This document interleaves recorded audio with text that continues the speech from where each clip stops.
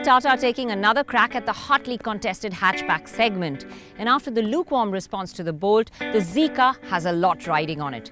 But unlike the Bolt, that was basically a revamped Vista, the Zeekr is practically all new, whether we talk about the fresh looks, the cabin, or those two all-new engines. Well, let's get down to it and see if the Zeekr has got what it takes. The Zeekr is a nice-looking car, and I say nice because it's not edgy and sharp, but more a pleasing design that would last over time. The front has cuts, character lines, creases and curves that all draw you to the T logo in the center. This sits atop a grille of hexagonal cutouts in glossy black plastic. The nose is divided into two clear halves with a smiling upturned grille at the top, and below the body color bumper, the air dam that also has the glossy black hexagons. The side profile of the car looks neatly proportioned, and it carries two distinct shadow lines, one at the bottom of the doors that curls up towards the rear edges, and one at the waistline that slants downward towards the front, giving it a bit of sportiness. With 170mm of ground clearance, the Zeekr is higher than its competitors. But it doesn't look quite like that. It sits quite squat to the ground. That feeling is partially due to the rear, where the bezel tail lamps stretch out around the sides, giving it a wider gate. The rear spoiler on the top has glossy black edges, adding some style. Dimension-wise, the Zeekr outdoes its competitors, promising a lot of space on the inside. Overall, it's a modern-looking hatch that's definitely pleasing to the eye. Well, the interior of the Tata Zeekr is definitely impressive. I think it's one of the best we've seen in a Tata car so far. Lots of nice touches over here, like the highlight of the exterior color around the air vent, the honeycomb textured plastic on the dash, the knitted roofline, or this well-damped button for the glove box instead of the crude handles that we're used to seeing on cars of this class. The center console interesting and has, of course, the info display. Apparently, it's a practical car too because it has 22 storage spaces. Well, there aren't 22 different locations, but if you count the spaces like the two bottle holders in the front doors and the flat pocket, it all adds up. There are a lot of cubby holes and storage areas in the dash and central console as well. There are nifty little touches like a hook that neatly folds flush into the side of the front passenger footwell to keep bags in place. Noticeably, pockets on the back of the rear seat are missing, but you do get space in the doors. If there's one thing to complain about, it is that the backrest of the front seat seems a little overplumped and takes a few adjustments to get settled in. But with height adjust for the driver's seat and the steering, it's easy to settle in. And of course, it comes loaded with tech too. There is a Connect Next infotainment system developed by Harman, which comes with an 8-speaker audio system. And apart from the regular aux-in and USB, the infotainment system comes with the Turn-by-Turn app, which allows you to use Map My India maps via your phone, and the Duke app, which uses the mobile hotspot on your phone to create a virtual network in the car to host a service for sharing songs on the device. You can connect up to 10 devices, which can share the playlist. There's also the multi-info display in the center of the instrument panel. On the safety side, you get driver and front passenger airbags, ABS with EBD, but it remains to be seen whether this will be offered across all variants. The boot is a large 242 litres and it's quite deep. Now, let's get to the opposite end of the car where there are two new engines. We begin with the petrol, a 3-cylinder 1.2 litre 84 bhp engine with 11.6 kgm of torque.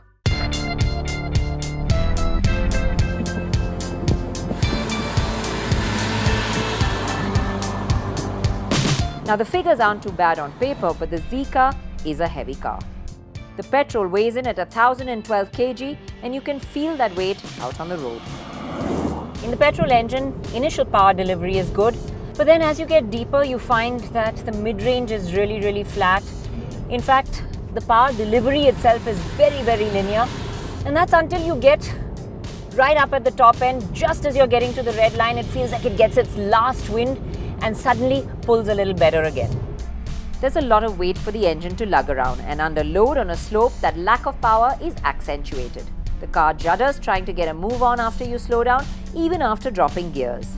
The clutch, though light and easy, also doesn't really release progressively, making it a little jerky in traffic conditions. If you are pottering around in city traffic, you will find this engine adequate for your daily grind. But get onto an open stretch or try and get an urgent move on and you will find progress feels laboured. The Zeekr also comes with two modes, City and Eco. Switching it to Eco only blunts the performance even further. On the refinement front, you do hear the thrum of a 3-cylinder, but it's comparable to any other in its class. Now, where the Zeekr does shine through is in the way the ride and handling is delivered. Steering feels quite accurate around the corners. The tires grip well, and even as you go around corners, the Zeekr displays good body control and is happy to change directions quickly and deftly. Drive it out on a highway and you will notice that it feels planted and you can settle into a cruise with confidence. It feels like a larger car when you drive it.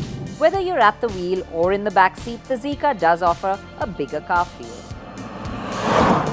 The back seat feels quite nice and open and airy with lots of glass area. And space-wise, it's pretty good too. I've got Nikhil, who's 5'11", sitting in his driving position. I'm about 5'4", and as you can see, I still have good enough legroom over here. The front seat's nice and high, so you can sort of tuck your feet underneath it and get comfortable too. And the bench as well is wide enough for 3. The seats themselves are comfortable but lack under-thigh support. But you sit nice and high, so visibility is good as well. Now, whilst we are talking about comfort, it must be mentioned that the AC is really not as efficient as it should be. The blower makes a lot of noise on the highest speed, but it doesn't really send out that much air. But let's continue with the other aspects of comfort. Ride quality is actually quite nice for a small car. In the petrol version that I'm in just now, at low speeds, it's rounding off the bumps and potholes quite nicely. And it's quite flat and composed, so even at higher speeds, you find that you don't bob around too much. But there is a difference between the petrol and the diesel.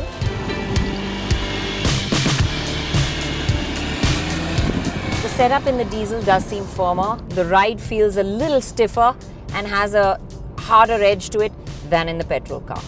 Still, it's not to the point where you're uncomfortable. In fact, the firmness makes it overall better, offering up a more composed feel. It's not as settled as the Bolt, but it's definitely best in its class. Now let's talk about the diesel engine. This is a 1.05 litre producing 69 bhp and 14.3 kgm of torque. The diesel weighs in heavier at 1080 kgs, but the extra torque does help it feel a little lighter.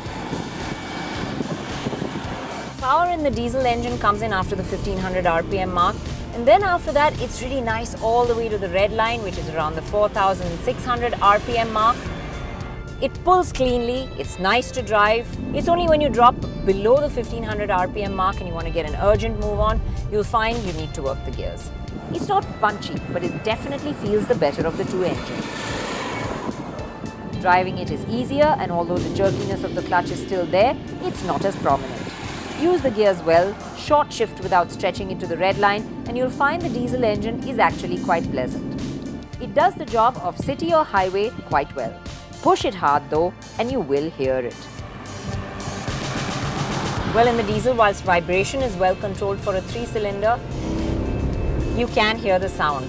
It's not so much a diesel clatter, but more a roar, and especially when you push the engine hard. Well, everybody wants to know how fuel efficient this car is, and we can expect the petrol to give around 23.5 kilometers per litre. And you can expect more than that from the diesel.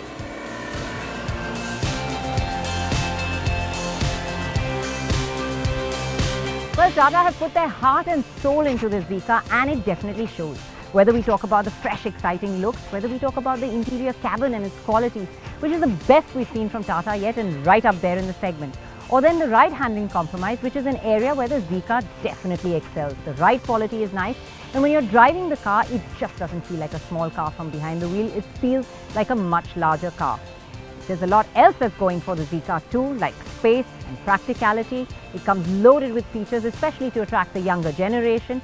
And of course, they're the two engines, which may not be exciting, but they definitely do the job. Now, at an expected price of sub 4 lakhs, I think this is the car that will deliver on that promise that the earlier Indica gave, more car per car. And I think it is the car to get Tata back in the game.